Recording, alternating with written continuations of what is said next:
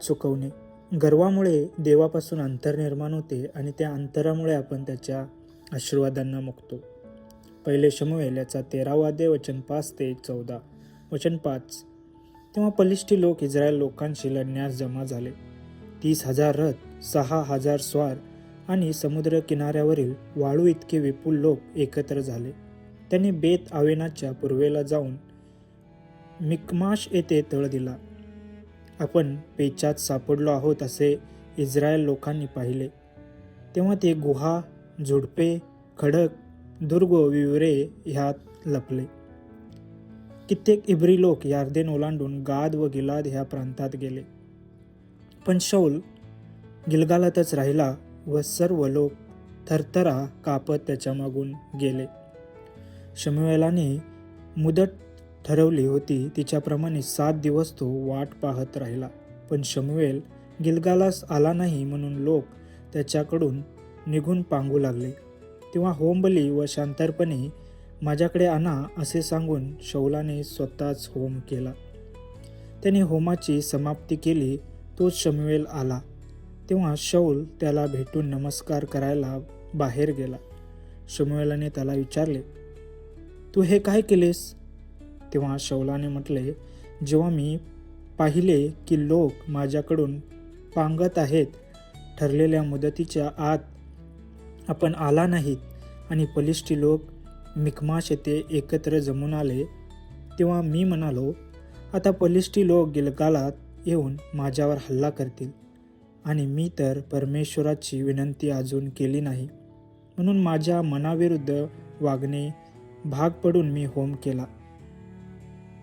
शमूएल शौलाला म्हणाला, तू मूर्खपणा केलास.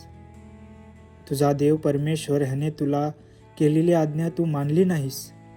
मानले असतीस तर परमेश्वराने इस्रायलावर तुझे राज्य निरंतरचे स्थापले असते.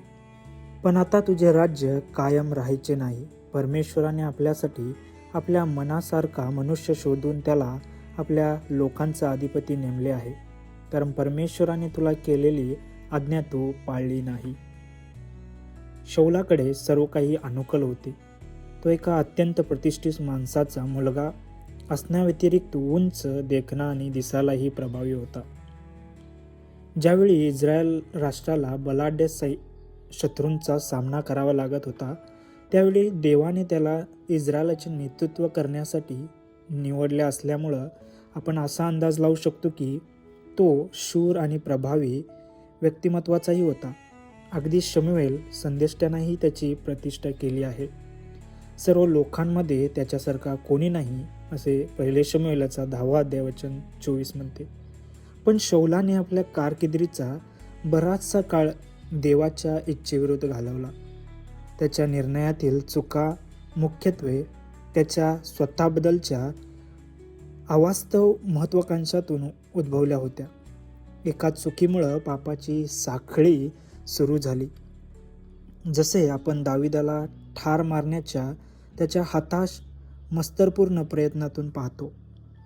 जेव्हा लोक स्वतःला गरजेपेक्षा जास्त श्रेष्ठ समजतात, ते दैवी मार्गदर्शनावर अवलंबून राहणे थांबवतात. जसं रोमकरास पत्र याचा 12वा अध्याय वचन 3 म्हणतं, कारण मला प्राप्त झालेल्या कृपादानावरून मी तुमच्यापैकी प्रत्येक जणाला असे सांगतो की आपल्या योग्यतेपेक्षा स्वतःला अधिक मानू नका, तर देवाने प्रत्येकाला वाटून दिलेल्या विश्वासाच्या परिणामानुसार मर्यादेने स्वतःला माना.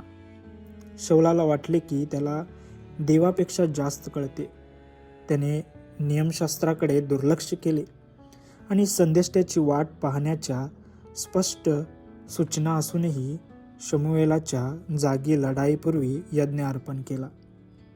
शौलाने देवाच्या आज्ञेचे पालन करण्यास नकार दिल्यामुळं परमेश्वराने आज्ञा पाळणाऱ्याला राज्य दिले.